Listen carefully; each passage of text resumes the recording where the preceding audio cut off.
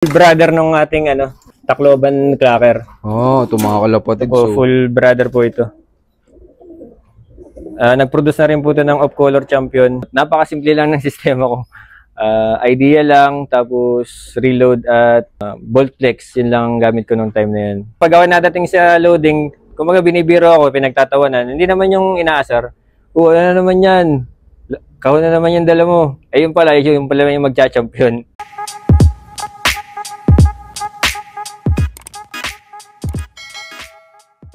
Yo mga kalapatids, ito naman po yung ating mga ibon na naka-stock.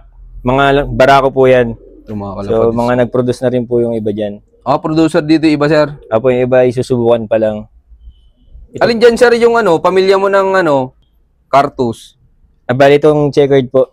Ito po yung mga naging apo po nung galing kay Tatay Alo. Ito okay. po ay Pacific Ocean 5th overall. Tapos yung kapatid po niya is 2nd overall. Pacific Ocean? Opo, anong mga lap nun? So, bali ang alpas namin may real tapos puro dagat na. Quezon. Po. Adi ang Infanta. Infanta tapos dalawang gitna ng dagat. So. 200... Yan yung mismong winner na? Apo, ito po yung winner. Ito mga kalapatid. So, ang galing Ilang kilometer dito yung final lap doon? Kung hindi ako nagkakamali, almost or 250 or 300. Naglalaro lang sa ganun. Ang mahirap kasi yung inter-island na yan, sa gitna ng dagat sila halpasan. Nakasakay sa barko. So ito mga kalapatid. So, pure yan? Cactus? Cartus po ito. Ayun. Lahian po ng Cartus. Bali, ang naitulong naman po nitong magkapatid nito sa akin is nakapag-enroll ako ng isang summer class. Kasi yung premyo dito, sakto enrollment ng summer class. So, pero natututukan mo ibon mo, sir, kahit nag-aaral ka? Nung time na yun, hindi masyado, pero pinipilit ko na bigyan sila ng oras kasi kita ko naman na nag-perform sila . Sayang naman kung hindi ko sila aalagaan. Ito mga kalapatid, so hindi binigo si sir nung kanyang alaga. Sir, ano nga ulit achievements ng ibon na to? Bali, 5th overall siya. Tapos yung kapatid niya is 2nd overall. Galing. Yung kapatid niya nandito pa? Bali, kasama ang palad ay nahiram po at nawala po sa hiraman. Ayun lang ang mahirap. Producer din po yun. Bali, shoutout kayo parang Jerome Loyola. Yun yung nanalo niya yata ng bike sa SLFU. Tapos ito naman yung pinang-cross niya dun sa kanyang mga ibon din na nag-click naman. Ayos din niyo mga kalapatid. So hindi lang siya winner. Producer din ng mga winner kahit sa ibang loop. Bali yan sir. Hiniram. Nung time na yun kasi papasok ako sa training, imbis na alagaan ni Mrs. dito yung mga ibon, pinahiram ko sa ibang tropa. Kagandahan naman na nag-produce naman, di naman napahiya. Okay. Edi, matagal ka pala napatigil, sir? Bali, napatigil ako ng 2019 hanggang 2021. Matagal Tapos, kailan ka lang ulit nagbalik sa pag-iibon? After nung post-pandemic yun, nag-start na ulit ako maglaro. Kasi, naka-lockdown kami sa Calamba nun doon ako nakadestino, hindi kami masyado nakauwi. Binawi ko na ulit yung mga ibon. Nga lang, hindi na siya nagpo-produce. Tapos yung nanay nga niya, yung nakain sa pusa sa Calamba. So yung wala, di bali wala ka nang mapapabunga. Wala na akong lahi nila.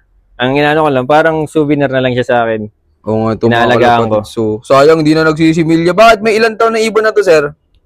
Bata pa to 2015 lang kasi ito na breed.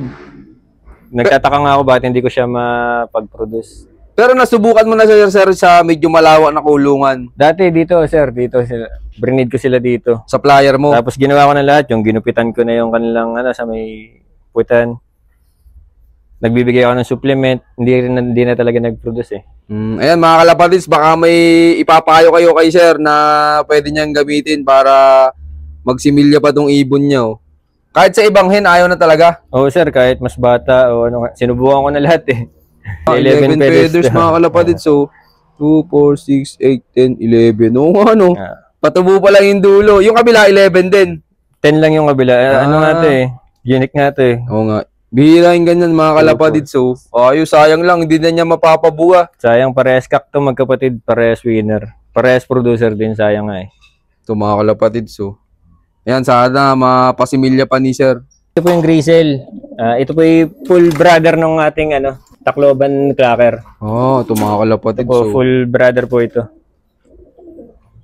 Nag-produce na rin po ito ng off-color champion nung pagkabalik po natin ng paglalaro. Oy, so saan club, sir? QPRPA po at saka ng MKPA kay Paring Abner. Ayos, congrats kay sir. Tignan nyo mga kalapad, simula noon hanggang ngayon talagang nagpapanalo si sir. Yung sa sistema mo, sir, simula nung una, ganun pa rin hanggang ngayon. Bali nung una kasi, dahil wala nga akong kakayahan bumili ng mga gamot, napakasimple lang ng sistema ko. Idea lang, tapos reload at bolt flex, yun lang gamit ko nung time na yun. Inisipag ako lang ng pagtutos nung time na yun kasi estudyante ako, may mga bakanting oras ako. Yun. Ang ginagawa ko, para may pambili akong patuka, naghahanap ako ng kasabay. So, nagbibigay sila ng panggasolina. Yun ang pinambibili ko ng pangsuporta sa ibon. Tapos, mga kalapadids, nung time na estudyante ako, naging taga-sticker din ako ng ibon. Parang extra income ba? So, ako yung nasama sa truck pag i-sticker sa ibang bayan dito sa Quezon. Para pansuporta sa ibon, no? Pero nung nanalo yung Bull Brother na to, yun ang sistema mo, yung ball flex tsaka reload. Opo, bali yun ang talagang una kong sistema. Napakasimple lang. Ideal sa umaga, ideal sa gabi. Tapos, nagbibigay ako ng loading ng bolt flex. Pero after nung tumuka ng hapon, doon ako nagbibigay. After nun, wala na. E di, napapansin ng mga tropa mo, bakit pula yung dumi? Ay, nung time na yun, iba pa ang bolt flex nun.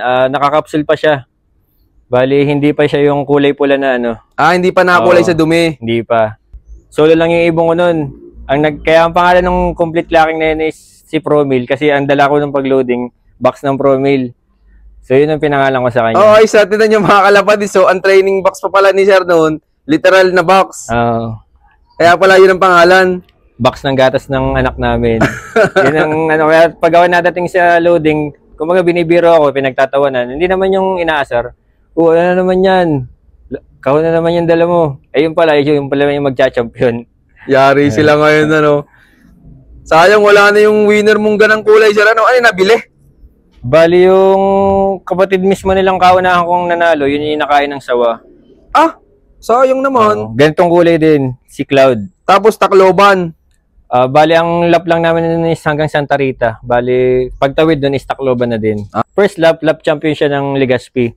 Second lap, nabuta siya ng 1 oras lang ang cut-off. Tapos, yun, the rest, clean up na niya.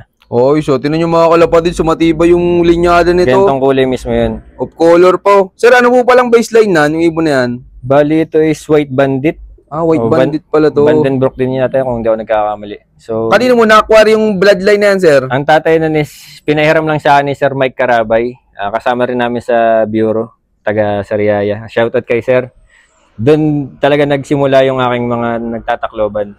Tapos yung nabili ko nung nanalo ako nung second overall na nakabili ako ng Tacloban finisher, doon ko ikrinos sa Vandenbroek yun. Kaya pareha silang Vandenbroek. Nag-produce naman ng mga winner. Di natuwa, sir, yung kakatrabaho mo, sir? Opo. Bali itong mga ito, magkakapalit. Pinahiram ko sa kanya lahat kasi gusto ko rin na maibalik sa kanya yung mga naitulong niya sa akin. Pero yung ibon na pinahiram sa'yo, sir, may lipad daw? Meron yun. Bali 2 times Tacloban yun. Hindi nga lang siya nagka-clock. Kumbaga kinakapos. Oo. Pero ang tibay nun, mga kalapalids. Ano rin yun, mas puti lang dito, wala yung mga itim. Yung tatay nila. Ay sir, baka may magtanong na viewers natin, mag-out ka ba ng mga linyadanan? Kung pwede naman kung pagkakatiwalaan nyo po ako mga kalapatids, walang problema. Ayan mga kalapatids, nasa screen yung kanyang Facebook name, i-PM nyo na lang. Grabe, katibay ito mga kalapatids. Tapos ang maganda pa, of color. Pero ikaw sir, kapag breeding ng South, anong month ka nag-breed? Yung edad nila yung 7 months. 7-month-old hanggang 9 months. Malalakas sila sa karera. Kaya yun ang patama mong buwan sa South. Opo, sir. Yan. May. Tapos, sir, pagkatapos doon, mag-breed ka naman ng pang North tsaka pang Summer. Bali, sir, hindi kasi ako makapagtuloy-tuloy ng pag-breed dahil sa trabaho ko. Hindi ko sila matututukan. Hindi ko rin naman pwedeng iasa sa misis ko kasi may mga anak din kami. So patigil-tigil ako ng paglalaro. Kung nakikita ko lang sa future na kaya kong maglaro, tsaka lang ako nagbe-breed. Siyempre, mahirap din maglaro ng mapapabayaan yung ibon, sir, Sayang naman yung effort, yung time, pati pera. Pag magbe-breed ka tapos hindi mo na matututukan, talo lang. Tama nga naman. Yan, maraming salamat, sir. Yun, shoutout sa inyo lahat mga kalapatids. Maraming salamat sa solid yung support. At siyempre, bago ulit matapos tong video to, meron tayong pa-shoutout. Shoutout kay Prince Carlo Lop from Antipolo. Shoutout din kay Boss Nico Martiso ng Bulacan. Shoutout din kay Drix TV. Salamat sa suporta, boss. Shoutout din kay Boss Jason Pontanosa. Ayan, salamat sa suporta nyo lahat, mga kalapatids. Abangan nyo yung part 3. Bali, yun na yung last part, mga kalapatids. At sa mga gusto pang magpa-shoutout, mag-comment lang kayo sa baba. At abangan nyo sa mga susunod nating palok visit. At sa mga naghahanap nga pala ng leche plan dyan sa part ng Quezon, meron yan si Sir Bertin. PM nyo lang siya, mga kalapatids. Napakasarap. So yun, keep watching and God bless you all. Thank you.